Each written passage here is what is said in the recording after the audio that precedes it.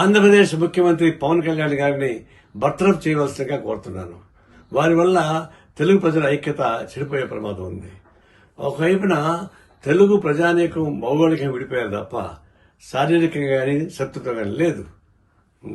రేవంత్ రెడ్డి ముఖ్యమంత్రిగా ఉంటూ వాళ్ళ కూతుర్ని భీమవరంలో ఇచ్చాడు ఆంధ్రప్రదేశ్కి. అంటే లేవు కదా. ఆయన గతంలో చేగువేరా డ్రెస్ వేసుకుని తిరిగాడు, విప్లవాది అనుకున్నాడు, మంచిది. ఆడేసి మారాడు.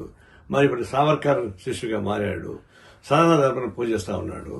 పూజించుకునేయండి. ఇప్పుడు ఆయన సనాతన ధర్మంలో మునిగిపోయాడు కాబట్టి ఆ భాష వస్తా ఉంది. ఇది దిశ తగిలింది అని చెప్పేసి మాట వస్తుంది. అది సనాతన ధర్మం నమ్మేవాళ్ళు అట్లా మాట్లాడుతూ ఉంటారు. అంటే ఆయన స్వేచ్ఛగా తిరగమని చెప్పండి, సనాతన ధర్మాన్ని ప్రచారం తిరగమని చెప్పండి, గుళ్ళు తిరగమని చెప్పండి, హాయిగా ఉంటుంది, ఆయనకు మంచిది.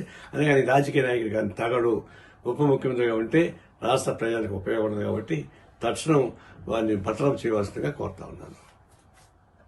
ఈ వీడియో నచ్చితే లైక్ చేయండి. అలాగే మా ఛానల్ ని ఫస్ట్ టైం కనుక చూస్తున్నట్టయితే ఇప్పుడే సబ్స్క్రైబ్ చేసుకుని పక్కనే ఉన్న గంట సింబల్ ని యాక్టివేట్ చేసుకోండి. అప్పుడే మేము పెట్టే ప్రతి వీడియో మీకు నోటిఫికేషన్ గా వస్తుంది. అలాగే ఈ వీడియో పూర్తిగా చూసినందుకు ధన్యవాదాలు.